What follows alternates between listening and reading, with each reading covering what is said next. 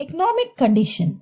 We can know about the economic condition prevalent during the Mughal era from Abul Fazl's book. Abul Fazl की जो किताब है उससे हमें जो आर्थिक स्थिति थी मुगल एरा के दौरान उसके बारे में ज्यादा जानकारी मिलती है.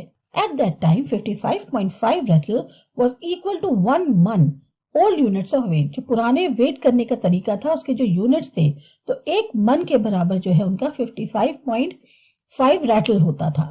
Shawls from Lahore, Dhuris from Fatehpur Sikri, cotton cloth from Gujarat and Dhaka's Muslim were very famous and popular products. तो जो चीजें उस टाइम पे बहुत ज्यादा फेमस थी उसमें शॉल थे लाहौर के, धूरीज थी फतेहपुर सीकरी की, कॉटन क्लॉथ थे गुजरात के और ढाका के जो मुस्लिम क्लॉथ होता है वो बहुत ज्यादा फेमस थे. Goods were exported and imported from Khambat, Surat, Bharuch and many ports of Bengal. जो चीजें थी जिनका एक्सपोर्ट इंपोर्ट होता था वो ज्यादातर खंबात, सूरत, भरूच और बहुत सारे जो पोर्ट्स बंगाल के थे वहां से होता था. Villages were self reliant at that time. Villages जो थे वो अपने आप में काफी अपने ऊपर निर्भर थे. Villages themselves produce most of the goods that they required. और ज्यादातर वो चीजें खुद प्रोड्यूस करते थे जो जिनकी उनको जरूरत होती थी, यानी कि अपने यहाँ ही उनकी इतनी पैदावार हो जाती थी ताकि उनकी जो जरूरतें हैं वो पूरी हो जाती थी. Art and literature of the Mughal period. The Mughal rulers were very fond of grand palaces. जो मुगल रूलर्स थे उनको बहुत ज्यादा भव्य महल का शौक था. Hindu style of architecture, decoration merged with Islamic style of constructing palaces and doors. Hindu style जो architectural decoration का था उसमें इस्लामिक स्टाइल मिलाकर महल और जो गुम्बद थे वो बनवाए जाते थे. Shahjahan built many renowned monuments and is known as the constructor of palaces. Shahjahan ने बहुत सारे मॉन्यूमेंट्स बनवाए और इसी वजह से उनको कंस्ट्रक्टर ऑफ पैलेसेस बोला जाता था. He also patronized many artists and so encouraged art. बहुत सारे जो कलाकार थे उनको भी उन्होंने सपोर्ट किया और इस तरह से उन्होंने आर्ट को ज्यादा बढ़ावा दिया. The Rajput rulers were very fond of paintings and so patronized the art of painting. अब राजपूत रूलर्स जो थे उन्हें पेंटिंग्स का बहुत शौक था इसलिए उन्होंने पेंटिंग को जो है वो काफी ज्यादा सपोर्ट किया. Jahangir too was fond of collecting paintings. Jahangir को भी जो है पेंटिंग्स कलेक्ट करने का बहुत शौक था. The Mughal era is considered to be a peaceful period on the whole. तो मुगल एरा को ये मान के चलते हैं कि पूरे टाइम जो है जब तक उनका दौर रहा काफी शांति रही. It was a favorable time for the development of literature and Sanskrit books were translated, historical volumes were written and Hindi literature received patronage. ये वो समय था जब लिटरेचर का डेवलपमेंट हुआ, संस्कृत बुक्स को ट्रांसलेट किया गया, जो हिस्टोरिकल वॉल्यूम्स हैं वो लिखे गए, साथ ही साथ हिंदी लिटरेचर को भी काफी सपोर्ट किया गया. The dohas of the Kabir and Rahim and Sakhi becomes famous. जो दोहा थे कबीर और रहीम के या जो साखी थी वो इस टाइम पे काफी फेमस हुई. Ras Khan, a disciple of Vaishnav Acharya Vitthal Nath ji, composed Hindi poetry. Ras Khan जो थे जो कि वैष्णव आचार्य विठल नाथ जी के एक तरह से फॉलोअर थे, उन्होंने हिंदी पोएट्री को लिखा. Many foreign travelers came to India during this period. बहुत सारे फॉरेन ट्रैवलर्स जो हैं वो इंडिया इस समय आए थे. They have described the state administrative system and the common life of people in their travelogues. उन्होंने जो अपनी ट्रैवल करने के दौरान जो बुक्स लिखी उसमें उन्होंने जिक्र किया कि किस तरह का स्टेट का एडमिनिस्ट्रेटिव सिस्टम था, वहां की कॉमन लाइफ लोगों की कैसी थी. Two French travelers, Tavernier and Bernier, visited India during that time. तो दो फ्रेंच ट्रैवलर्स जो आए वो थे टेवर्नियर और बर्नियर जिन्होंने इंडिया में विजिट किया था. Of them, Bernier lived in India for 12 years. He has observed that Mughal rulers used to spend a great sum on the army. Bernier जो हैं वो यहाँ पर 12 साल रहे और उन्होंने ये जाना कि जो मुगल रूलर्स हैं वो बहुत सारा पैसा अपना सेना के ऊपर खर्च करते हैं. He has also mentioned appreciatively that Indian textiles were very famous in the markets of Europe and Asia. उन्होंने ये भी जिक्र किया कि जो इंडियन टेक्सटाइल्स थे वो बहुत ज्यादा फेमस थे, खासतौर से यूरोप और एशिया के मार्केट्स में. Downfall. शाहजहां's reign can be considered as a golden age of the Mughal Empire. Mughal empire की जो भी गोल्डन एज कही जाती है उसमें शाहजहां जो हैं उनके शासन को एक तरह से गोल्डन एज माना जाता है. One can say that the downfall of the Mughal Empire started in the later years of Shahjahan. जब शाहजहां का शासन खत्म होने वाला था, वो जो लास्ट के कुछ साल थे तब से जो है मुगल एम्पायर का डाउनफॉल शुरू हुआ. Aurangzeb's policy to prove fatal. अब जो औरंगजेब ने नीतियां अपनाई वो भी जो है एक तरह से मुगल एम्पायर के लिए घातक ही साबित हुई। औरंगजेब स्ट्रगल कंटिन्यूअसली, उन्होंने बहुत ज्यादा संघर्ष किया।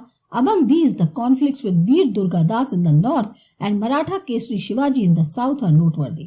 इस बीच उनका जो संघर्ष था, खास तौर से जो लड़ाई चल रही थी वीर दुर्गादास नॉर्थ में और मराठा केसरी शिवाजी साउथ में, ये भी इनके लिए काफी ज्यादा नुकसानदेह साबित हुई। अब बात करते हैं वीर दुर्गादास की। After the demise of the king of Jodhpur, his queen and her son were under the threat of the Mughal rulers। जब जोधपुर के राजा की डेथ हो गई तो उनकी जो रानी थी और उनका जो बेटा था, उन सबको जो है एक तरह से मुगल रूलर्स की धमकी मिलती थी। Veer Durgadas sheltered them at the safe place, पर वीर दुर्गादास ने उनकी रक्षा करी, उनको वो एक सुरक्षित जगह पे ले गए। After that, with the help of the loyal soldiers, he protected Marwar's independence for 25 years। और जो उनके अपने एक ईमानदार लॉयल सोल्जर्स थे, उनकी मदद से उन्होंने मारवाड़ को 25 सालों तक बचा के रखा, 25 सालों तक आजाद रखा। Aurangzeb was unsuccessful in dealing with the strategy of launching surprise attacks and had to ultimately reconcile with the Rajput। Aurangzeb जो है वो पूरी तरह से नाकाम रहे, जिस तरह की स्ट्रैटेजी वो अपनाते थे सरप्राइज अटैक्स की, और इस वजह से उनको फाइनली राजपूत के हाथ से एक तरह से जैसे उनको मिल नहीं पाया कुछ।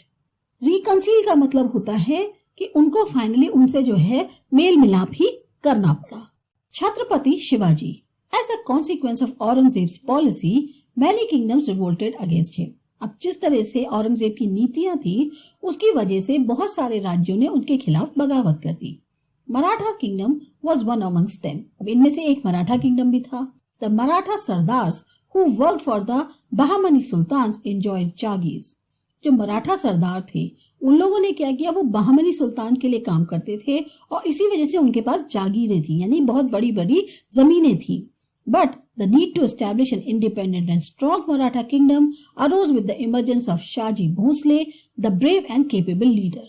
लेकिन एक जरूरत महसूस होने लग गई कि अब एक अपने आप में बिल्कुल आजाद और काफी ताकतवर मराठा किंगडम जो है उसको बसाया जाए, और ये हुआ शाहजी भोसले के टाइम पे, जो काफी अपने आप में बहादुर और काबिल नेता थे।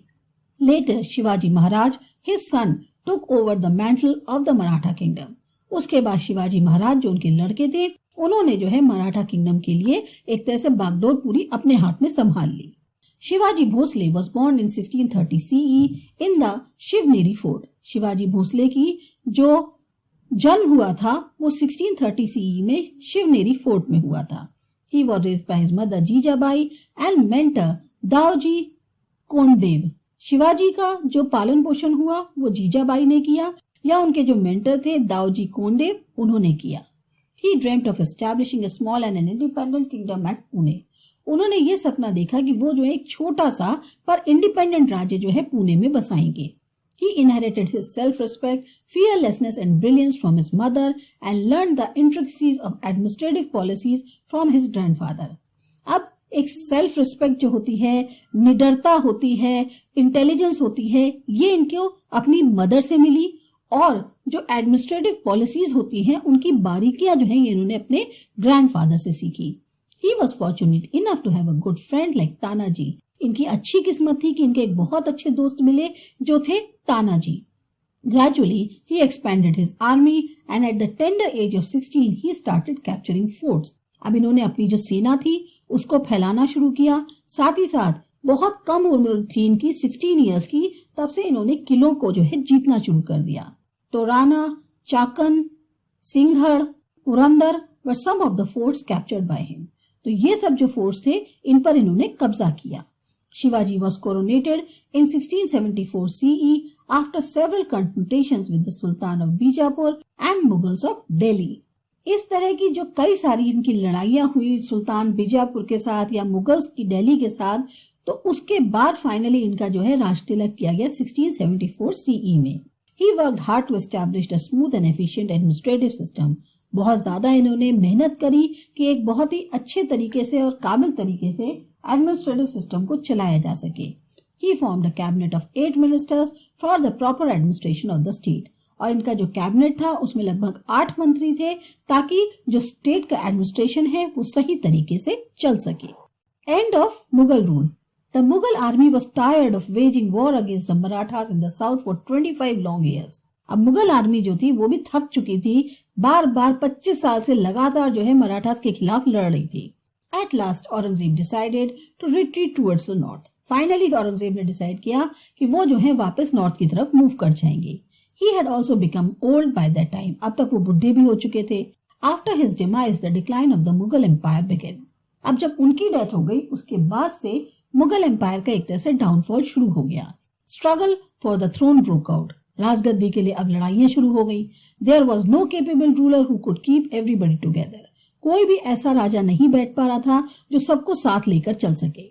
Aurangzeb's narrow minded policies were responsible for the end of the Mughal empire. और औरंगजेब की ये जो एक नीतियां थी वो ऐसी नहीं थी कि खुले विचारों वाली हो, जिस वजह से मुगल एम्पायर का खास तौर से डाउनफॉल हुआ. The Mughal Empire, which was established in 1526 CE, started declining from 1707 CE. और जब मुगल एम्पायर का स्टैब्लिशमेंट हुआ था उस समय था 1526 CE, लेकिन इसका जो पतन स्टार्ट हुआ वो 1707 CE से हुआ. The empire set up by Babur extended over most of India in Aurangzeb's time and during his reign itself started declining. कहने को बाबर की जो एक बनाई हुई सल्तनत थी उसका विस्तार जो है सबसे ज्यादा औरंगजेब के जमाने में हुआ, लेकिन उन्हीं के ही जमाने में वो खत्म भी होने लग गई. तो ये था हमारा चैप्टर. आपको अच्छा लगा, समझ में आया? सब्सक्राइब करो हमारा चैनल आसा एजुकेशन. बाय.